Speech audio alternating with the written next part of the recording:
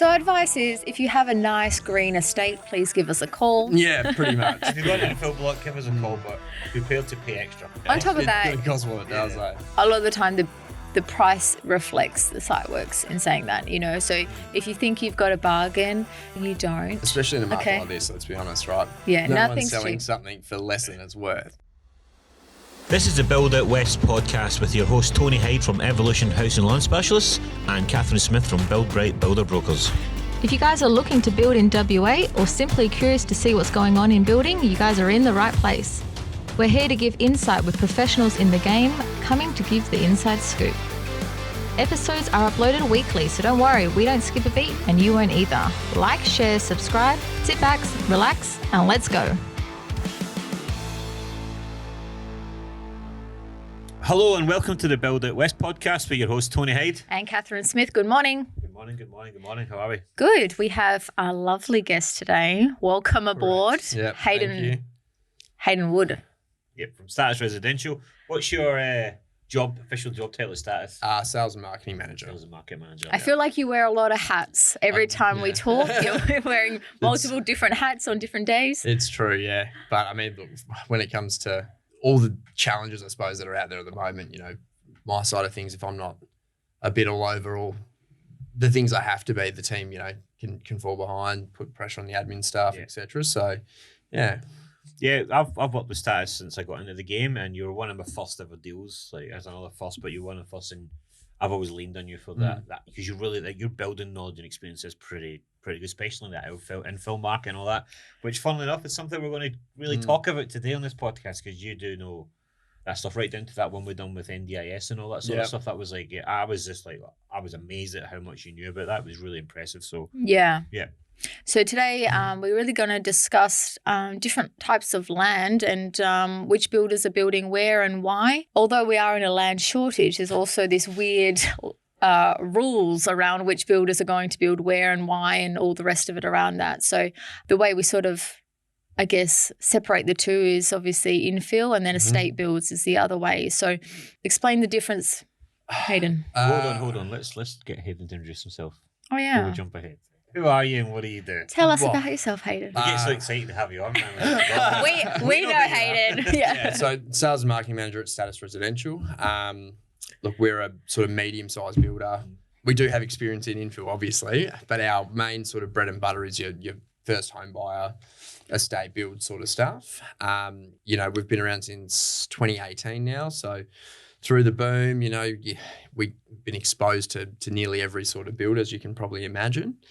And yeah, I suppose that's about it. So yeah, I do think, which we've touched on a little bit now, is generally in the boom, people are more in favour of medium-sized builders. yeah, And there is that shift towards, I guess, avoiding those large project builders in terms of volume and being able to service that sort of level of headaches, if you will. People are now really wanting more, not too small, but sort of medium is really a nice fit. well, and that was sort of like when Status first started, that was the whole idea behind it, right? Like I'd come from a really big builder. Don't get me wrong, it was a great builder. It taught me a lot, but it was just from my side of things, I kind of much preferred that more personalised sort of service. Back then, obviously, the market was completely different before, I was at Status where I was working because it was just volume, but it was a hard market, but it was a bit of a weird sort of customer experience, I suppose. Yeah. Whereas these days, we we do stick to a sort of amount that's manageable, right? Like we don't want to be having people ringing up and, what's your job number? Okay, yeah, we'll get someone to call you and it's gone through to the wrong department. Everyone in the office knows every job. Everyone knows it by name more than anything. And from a client's perspective as well, like obviously it looks like, the smaller, medium-sized builders do a good chunk of work now. The big guys obviously still absolutely kill it, but you're right, there is a much larger segment of the market now that's fluctuating to that middle sort of point. That's down to basically the internet and people having access to this stuff and reading forums and all that, going, hold on, I don't need to, because the big builders had the money to market on the TVs and the radios and stuff, whereas the mediums wouldn't do that. Now, social media is almost free marketing, right? And people are doing their And you're seeing some of these medium scale builders absolutely dominating, People are looking for service too, you know what I mean? Like we get a lot of clients that will come in and, let's be honest, they've been looking to buy an established house for probably 6 months at least. Maybe even 12 months, you know. Yeah. We've had some people that were looking for 18 months for an established property. They've expired one pre-approval, got another one, expired that, got another one, expired that, got another one. And they come in and go, our pre-approval's about to expire, you know, say a few months ago when rates might have still been changing. They go, we don't know if we're going to qualify still. We need contracts now. And, you know, most builders, the big guys will say, oh, yeah, 3 months for contracts or whatever. We'll get them out to them within a week. So, you know, I think that's where the service, the speed, that sort of stuff really sort of helps, especially with those people that have been trying to get into the market for some time now. So let's go back to the question. Okay, let's do a run around. Let's rewind, repeat. We talk about infill and battle axe blocks and all that stuff. It just comes off the tongue for us. But, you know, the person out there going, what the hell are you talking about? What is it? What's the layman's terms to explain that? Infill against the, like, new estate sort of thing, or greenfield, what you want to call it? Infill essentially is a block that's been created in a existing block in an existing area, that sort of thing, right? Obviously, in an estate, you know what you're in for. You know, they're retained, they're flat, you know where the services are. You get detailed area plans, so you don't have to go through planning. So you've got time savings and everything in an estate, obviously. With infill, it can be anything, you know what I mean? Like, it can be a pizza-shaped block. It could have a big slope on it. You could have problems with undermining a neighbour's retaining wall. Have the neighbour, you might be on a battle axe block and you've got 3 neighbours at the back, and each of them are on a different level. You know, it comes with complications. I definitely think the infill space is just a lot more complex, there's just a lot more variables, right? And that also can be reflected on price, because there's obviously a lot more provisional sums and things like that, and that makes things a little bit, I guess, bogged down in the system, you know, where everything is a little bit more... They're all unique. That's probably the thing, difficult. Right? And, I mean, even from a construction perspective, like when it comes to an infill job, areas that have been rezoned and are getting subdivided, right, they're typically near a main road, because they've got all these boxes that got to get ticked, you know, through the planning commission and stuff like that. So you can imagine you've got a battle axe block with a 3-metre driveway, and you've got a brick truck pulling up out the front and blocking off people's houses, blocking off roads. You know, you've got people managing traffic. So from a construction perspective too, it's from an organisation, you know, when you look at it that way, it's a nightmare as well. It's not just you ring up your deliveries, they get delivered to site. It's you've got all these other things to look into as well. Traffic management, bins. Where do you put a bin on when you're on a battle axe block? You put it on the guy at the front lawn, and there's not much space in there, because because mostly with battle axe blocks, you're maximising as much as you possibly can with correct, that, right? Yeah. I know I've certainly picked your brain a million times. I've sent you videos like, what do you think of this, Haydn? And you just I've had a lot of laughing faces back, or just shaking head, or sometimes you just ignore me. He's like, no. You know, but with that, I suppose with the infill blocks and stuff like that, you know, there's a lot of work needs to be done before it. What would be like your one main advice? Someone's looking at a block going, what do they need to do before it? Because provisional sums, we're guessing it. What's the one bit of information you could say, do this first? It might cost you a little bit of money, but it'll give you a way more accurate, maybe get a site plan, or like a site level plan sort of thing, you know? So, I mean, it kind of depends, right? One of our consultants, especially, he's really good with, we have a checklist, right? Mm-hmm. And as long as that you abide by that checklist, we'll allow you to do it. Now, he's pretty good because he will go ahead and he'll put an offer in subject to a survey, et cetera, right? Which gives us all that information up front. Now, we've had a few incidences where we've got the surveys and there's been problems for whatever reason, and the client was able to then obviously get out of that block, go find another one, right? So it's not just about, I suppose, a buyer having the info, because it's not that they're going to know what they're looking at, you know? Like, I think that the process when it comes to an infill block, some people at the moment, because of what the market's like, they just jump on things. Yeah. Whereas, you know, there are ways that you can still do your homework properly, but protect yourself as well, you know? Yeah. So, I mean, I get people coming to me and asking me that, and I'm like, okay, we've got a site survey, is the first thing I ask for. Yeah. And I run it past you and other bills, like, what do you think of this? And then they don't take into consideration like the Telstra poles, or the electricity poles, or it's only got a tree in there. Yeah, but where do those roots go? How high? There's so much. You go, Everyone's like, that's 10 grand, that's 10 grand. Your site works, I reckon, we're predicting 100 grand. That's just me looking at it, you know, and they're like, I'm not paying that. Well, that's there's a reason this block's been sitting there for 6 months. And let's be honest, right? I can't remember where the block was.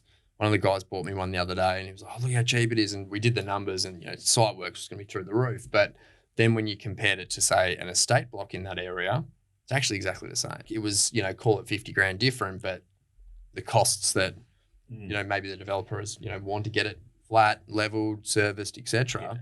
You know, it's just that the buyer would be paying for it in the other case. I think also at the same time, a lot of builders are jumping out of the infill space, which allows, you know, certain builders to sort of monopolize on that. And, you know, that also reflects on the price as well. So a lot of the times people will come to you sort of with a preconceived idea of price-wise where we're going to sit.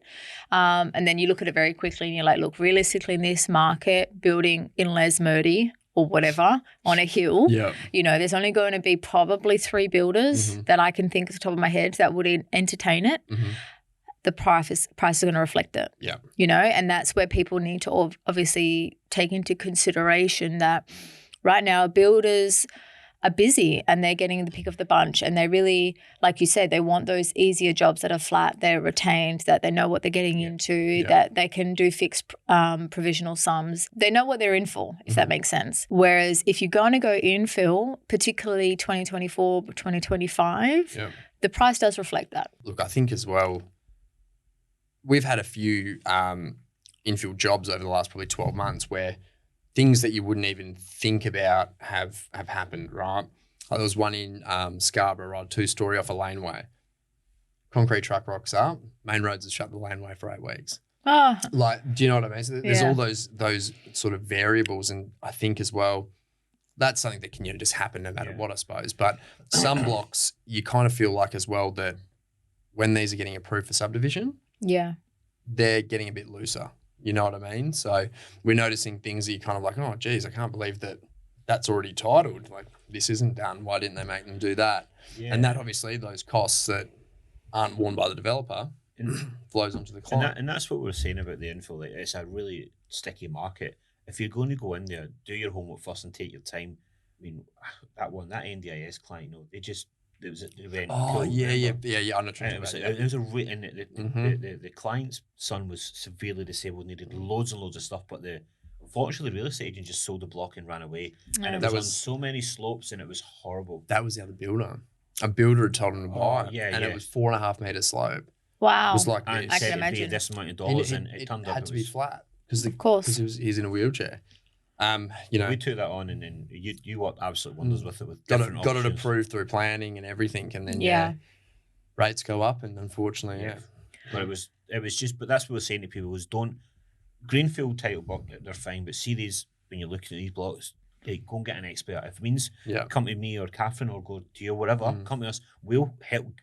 I might not know the answers, but I've got, same with Catherine, we've got these people behind us that go, hey, this is what the things to look at. We know roughly off the top of our heads what to look at, and go, hey, I'm only going to guess now 100 grand. I won't bother with my, or look at it and go, well, look 150 grand, but the house builder, it's actually going to come in and value in really well there. Do you know what I mean? So it's about like letting us do it, then also putting those continuancies in the contract, going subject to this, subject to that, right? Other thing is as well with new R codes, like all your infill areas, they're the ones that are going to be affected by it as well. So not that it's as bad, the new R codes, as they were when they tried to roll it out 12 months ago, but you know, there's people might go, oh, cool, I can do a house like this on this block and it's going to suit me, and then the new R codes means no, you've got to completely flip it the other way. You know what I mean? So. On top of that, it's you know, the last couple of years planning's obviously released more land and became much more smaller than what we're sort of used to being built. You know, there's blocks down in Scarborough Way and what have you, the 260 square meters, you know, Battle Axe, things like that, Dianella, and another common area, Yokine.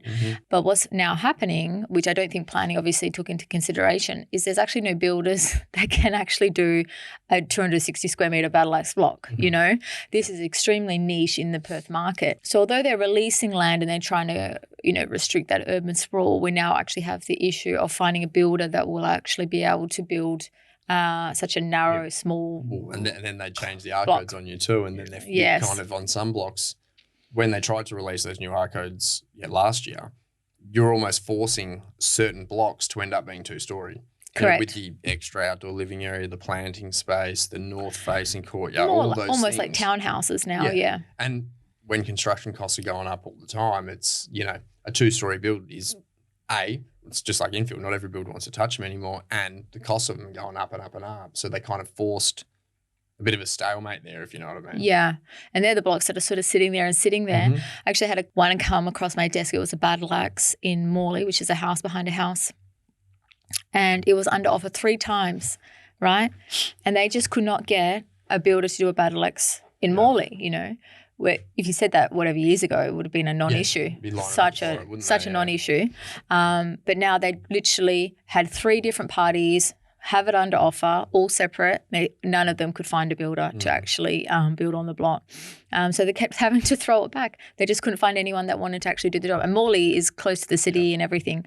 So it's not a distance thing, is it? No. Yeah, no. And it's really just builders are now, I guess, able to cherry pick their jobs. And yeah, battle axe is probably the first to go just due to, like, you know, all the issues, all the variables that come with a battle axe, I think that just the next question we had is why did some builders not want to do it? I think we've kind of really exactly. It's a pain. That's what it is, and because of the demand of what you've got out there, builders wise, they don't have to do it as well. Too much effort for not enough reward, and they're just not going to touch it. There's a simple kind of thing for it as well, right? You know, before we stopped, before we started recording, I said, you know, right now we're in such a land shortage, and it's going to be like that probably in the next 2 years. I think there will be a swing that is going to go back into infill, just in terms of what's happening now is builders able to service their clients because they have a nice steady workflow of business purely because of the restriction of land titling, you know, and obviously you have, you know, clients in the system, but their titles aren't for another 6 months or beyond. So can't actually start the job yet. There will be gaps in big time builders, I guess, serviceability for the next 18 months purely because of land titling in green estates. So I think they will be jumping back into the infill market. And I think it's that way to look at it and go, well, if a block's not titled for 8 months, we might as well just do a planning job because we can actually get to site and do that job and fill that gap, you know. And I think there will be a few builders jumping back on board in the next couple of years into that space. I reckon, like, logically that makes sense, right? And I think there is a benefit though as well because obviously 2020, right? You look at certain builders that had so much work and they had every gap plugged with building, right? Yeah. You look at what happened, right? So when it comes to being able to manage jobs, you know, throughout the entire build, there's no delays on trades because you've got that steady flow instead of like a big bottleneck, right? The quicker a home gets built, the better for the client and the better for the builder. Right? Yeah. So I think some definitely will, but I think a lot of builders would learned a lot throughout that boom and will be a bit cautious too with trying to make sure that they're just, you know, constantly run off their feet because that does have an effect on construction times and then that can flow through, you know, every department. What are your thoughts on the land shortage? Where do you think it's going to go for the next couple of years? I don't know. You're seeing a lot more random smaller estates popping up, I'm noticing. Yeah. You're noticing a lot of large parcels of land hitting the market, whether they'll get picked up by the big guys or what will happen. But look, I think the developers at the moment are staging their releases out in small chunks, right? And let's be honest, they probably 2020, all the land sold like this. COVID was happening, so they weren't developing at the same rate. Then they went, crap, we need to increase how fast we're developing again. Started developing again, then 2020 that would have eased off a little bit and then it's just, you know, gone straight through the roof again. So with how much is getting developed, like you would think that the developers are developing at the fastest rate that they can. Yeah. Right? So until, I suppose, the amount of people that are moving here stop moving here, until a lot of homes that are in construction, say from certain big guys that were around in 2020 still, and there's no homes for people to live in, well, you'd think that it will take a few years to catch up. Yeah. You know? Could be 2 years, 3 years. Listen to the podcast, listen to it on here. There is plenty of land. It's coming, but it's just some of it's 2 years away before we're even going to get released. Yeah. Never mind titled on it. This is a long game, and we harp on. Start getting prepared now. If you're not ready to build for 18 months, start preparing now because the land rate appear, you need to get the deposit on it and get it held. You know what I mean? That's what I say to our guys to say to clients. If they go on, not ready yet, I'm not ready for 6 months. I say, well, do they know what they need to do? Of course they don't. No. It's guys come in because when you are ready, just get in the there's system. no pressure, right? Yeah. Well, not even that. Just at least come in and understand what the process is, because Yeah. in 6 months' time, if you go, cool, I'm ready, and you walk out there with absolutely no idea what you're doing, you know, it'd be another 6 months behind then, Yeah. because you're just starting from that point. Yeah. So Yeah, we're seeing it constantly. You said you've seen land in July next year already. Yeah. 12 months 12 now, months away. which is, I think, is going to be the new norm. But we actually got 3 blocks, and we had to have a conversation with the team going, should we even bother getting the blocks? Because, I mean, so much can happen in 12 months, but I almost like, is that going to be just the new norm moving forward, you know? I don't like going that far ahead, because so No. much can happen. And Exactly. You lose it, you start thinking about all that's, you know. well, I mean, let's put it this way, right? They're talking about an interest rate rise. How many people that are waiting for land to title in December have had to go right to their max budget? Every single person's doing it. Every single person, because of the 650, 700 is a So we might find that, you know, comes around in December, titles come out and there's a flood of land back onto the market, you know. But in saying that, developers are only releasing, you know, small chunks at a time. So it won't Yes. solve the problem at all. But Yeah. it will, you know, I think it'll be like a bit of a tug of war for a while. Is there an Yeah. opportunity for the government to step in and start pushing the developers to get stuff done, try and put the DAPs through quicker? I mean, it doesn't. I know it probably won't, but It's probably civils. yeah. You know what I mean? Like 2020, when the developers pulled the trigger again to start quickly developing, you know, there was limestone shortage, road base shortage. It was, Yeah. there's only so much you can Again, pump you know, out. the perfect storm was the builders, right? Last in 2020. Now it's the land developers. Yeah. That's the perfect storm Yeah. happening. Yeah. And it was a weird one because it was almost immediate, like shortage. It was sort of like March, April, no Yeah, land. Nothing. Yeah. And it was just like quite dramatic, you know. It was like, oh wow, I'm still on the phone trying to find land, and it was quite like instant, you know. Like within a month, it was just all dried up. But I am kind of finding some clients have land, right? And I've noticed there's certain estates in certain areas where the developers will make the client go in, do an expression of interest, you know, all that stuff. Jump through hoops at the moment. It's Oh, ridiculous. Ballots, then that, auctions, ballots, yeah. People probably camping out. Silent again soon, auctions, You I know. know? When I built my first house, people camped out for like 3 days straight. We It's camped. insane. We had the butcher ticket, you know. I show my age there, but you Some know, are not even accepting LOEs. Mm. They want pre-approvals. A pre-approval that's going to expire in 6 weeks for a block that's titled in 7 months. It Yeah. makes no sense. And that's the disconnect though, right? Like Yeah, from a building side of things, you know, you've got to find out what a client's budget is, work to a budget, you know, and understand the finance process, how long something's going to be valid for. And that's why obviously going to, you know, someone like yourselves or us to start with is a much smoother ride. You know what I mean? You go into a land sales office, you get asked for a pre-approval. You go through all the hoops to do that. There's been 3 land releases since that day. Prices have gone up and you give it to them, then it's going to expire anyway, you know? yeah, That's where people don't really understand what they're in for unless they, you know, follow that proper process through. And that's like even just an easy greenfield estate with a cookie cutter, like off the price plan block. We still having those issues. I mean, that side of things easy. It's securing the land and keeping the land, because I'm not going to mention it again, but I've lost land because developers, I believe, have got greedy and went, oh, you've not got the... yeah. and We're threw now it off. doing, you know, 2 separate loans for finance. Yeah. Yeah, And but Just to that's, secure. that was never been the way we do it. That's just a wasted time on everyone's effort to do that with 2 separate loans when everyone would be put the loans together. I mean, Keystart just increased their limits the other day too, which will help. I mean, if it... 650. Could you imagine? We were saying that a few years ago. I know. Crazy, hey? It's like 800 a week. It's 800 a week though, isn't it? Keystart though, back in the day, the formal approval wouldn't expire. So if it's still happening, well then there's a good fix there, right? You've got a formal approval, it's in place, can get it all Yeah. done. Now, okay, valuation might be a problem if it's still bushland, right? But that sort of thing where, you know, people are having to do 2 loans, they have to... I think vowels Expire, vowels etc. won't be an issue for a while, to be fair. No, by that I mean for the value of being able to access the site. Yeah, true. Okay. Yeah, because sometimes the value will go, if I can't see the block pegged, I'm not going to do it. You know, so then you're kind of back in the same position you'd be with a normal Yeah. bank. I think it only came out yesterday, so we're still got to really Bit of look time, into it. yeah, Have I a good look agree. into it. We'll probably do a whole other podcast just on the new key start. Absolutely. But yeah, I mean, Absolutely. key start's been quiet for quite a few years now. So I think it's just they needed to come to the 2020 table, you know. 2020, 21 was the go-to because you're like, it's so low, jump in as soon as you get your house, Mm. go and remortgage because you have so much Yeah. equity. It was a dream. Yeah. 400 a week for it was the dream. The equity Yeah. I'm hearing from some of the clients we built for even before 2020 is Yeah, we were. It's I know. ridiculous. We were talking about it the other Just day, talking about like Brabham Brabham, and you know, it stuff. was like 350 house and land, Brabham. It was you saw, 800. I'm assuming you saw the price list that came out the other day. But people are going to pay it, and I know. per square meter, it's actually pretty cheap, you know. Yeah. But it's just Well, now you can get a block there for 350. or more. Yeah. Yeah. Oh, So man. yeah, Mm. So, how things have changed. what advice have you got to people that do go down, you know, they go down the infill block and it's like, I want to be in this area, I'm waiting for the right infill block.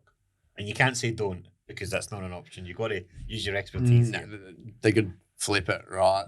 Talk to someone who knows what they're doing. You know, look through different companies that will do it. You know, talk to people like you guys who can talk to multiple builders on their behalf. Don't put an offer in until you've really understood what's going on. Just be prepared, right? It's hard for some people though at the moment. I get it because the market's so crazy. They feel like if they don't quickly jump on something, they'll miss out. But those blocks, because not many builders are going near them, you know, you do have that bit more time. You know what I mean? So take that bit of time and do it properly. It's really just like the advice is due diligence, if anything, you know. Do obviously a survey, but what I've actually done for some clients is actually getting multiple, which I generally don't do, is earthwork quotes just up front, just to see where we're sticking with, because obviously, you know, site works pricing can be crazy, and just the earthworks alone was like 65 grand. And just understand as well a little bit on what you said there is it's going to cost a little bit of dollars. Don't walk in thinking it's going to be a $2,000 deposit to secure the land. It's going to cost you more. You might have to pay for the survey. You might have to pay for the quote to go out there, someone to dig somewhere up. You might have to do all that before. It might be a 5 to 10 grand experience just to get for you to say yes or no. Pressure the real estate agent. Sometimes they've got the surveys and won't release them. Yeah, it's very common. A lot of them have got it. You just need to know again. But my advice is to come and see us. They'll always send you that subdivision plan without the actual levels on it. You're like, nah, I need the levels. And then you realize, and then you go, well, hold on a minute. Yeah, you've got You that. must have it because you've got got this that far. bit. Yeah, come on. You know, so that's my advice on it. You know what I mean? With that as well, I suppose, isn't it? Yeah, cool. And the other thing as well, though, is like, say, a survey pre-subdivision, right? You've got to remember as well, some things would have happened since. You know, if the block's now titled, like we've worked off surveys we've been given before for a bit, like, say, halfway through the admin process, and then we've gone, hold on, this isn't on there, this isn't on there, this isn't on there, but it's titled, so that stuff must be there now. We'll do another survey. You know, be prepared to sort of do things twice as well, just to make sure that things run smooth for you. I actually had a very complex battle axe intergenerational on a hill in Beckenham house the other day. Had the site survey done, everything done. The builder actually was like, even we got all this information, I have to drive to the block physically. Yeah. He wouldn't even do Google Maps. He's like, I'm going to drive to Beckenham before I can even look at it, you know? And I think that's just where you're at now because, I mean, the job itself was difficult, but it was just like they needed to really sink their teeth into what they're getting themselves into, you know? And that's, you know, sometimes clients might feel like, oh, geez, you know, they're asking for something else. But at the end of the day, like the builder doesn't want a rough ride either. Correct. You know what I mean? So being upfront about so anyone who turns around to you when you've got an infill block and just goes, oh yeah, it's that much, it's not going to be right. You know what I mean? And then you're setting yourself up for I had for dramas. A client come to me. He bought a block in Coogee. He bought it about 3 years ago. It was like like this, which was fine. And he got an architect to draw the drawings up, and I was like, oh, I love that. It's never expensive. No. And I was like, no, that's fine. I said, but trying to gauge the site works in that place because Coogee notorious for limestone. But we don't know unless we do the exploratory digging. I was like, this is what we're saying about paying that money and getting there. But he'd bought the land. He ended up selling the block. He's made a fortune on the block because he bought it 3-4 years ago. But he was thinking, oh, it'll be a couple hundred. I was like, no, I think it's a couple 100,000 just for the site works because of, I mean, it's like that at a pointy angle. I had a great view of the ocean. But it was like, nah, this is not going to be much fun for anyone to do. Yeah. It really isn't. And then just to find the builder to actually want to do that fund is the other And that's battle, what I'm saying. you You know? spent all that money on the architect. I was like, that should have been one of the last things you sort of Yeah. done. You should have been like, what kind of... What am I site dealing work- with? On, Yeah. on my thing is infill blocks. Site works is one of the most important things to work out what it's going to cost to do, because that could just destroy it. Or it could be like, this isn't actually that bad. Or what options have we got around it? Building on stilts, things like that, you know. Again, Yeah. don't want to touch that stuff. It's too much effort. It's so hard. Yeah. So hard. You want to build on stilts, mate? So advice is, if you have a nice green estate, please give us a call. Yeah, pretty much. If you've got an infill block, give us a call, but be prepared to pay extra. Yeah. Yeah. You know. And like, you know, Cost extra, Yeah. not pay extra. Yeah. Yeah. On top of that- it costs what it does. Yeah. Eh? a lot of the time the price reflects the site works in saying that, you know. So if you think you've got a bargain in Dianella, you don't. Especially in a market Okay. like this, let's be honest, right? Yeah, No one's nothing's selling cheap. something for less than it's worth. Yeah. So if it's 70 grand less than everyone else's, there's a reason. And then we Go- need to know yeah, why. Go Yeah. in 50 grand less than that price and you might be able to save on the Yeah. site. Well, that's what I would suggest.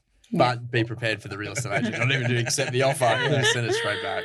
Well, actually, thank you so much for popping in. We'll end it there because we've been blabbering for ages. I mean, I hope that's been some real good insights to our listeners and that. But he's a gun at this stuff, so really appreciate you coming in and speaking today, mate. No worries. Thanks for having me. Thank All you. right. Like, share, subscribe, all the good stuff. Let's get it going. Thanks, guys. Bye. This is the Build Out West podcast with your host Tony Hyde from Evolution House and Land Specialists and Catherine Smith from Build Bright Builder Brokers. If you guys are looking to build in WA or simply curious to see what's going on in building, you guys are in the right place. We're here to give insight with professionals in the game, coming to give the inside scoop. Episodes are uploaded weekly, so don't worry, we don't skip a beat and you won't either. Like, share, subscribe, sit back, relax, and let's go.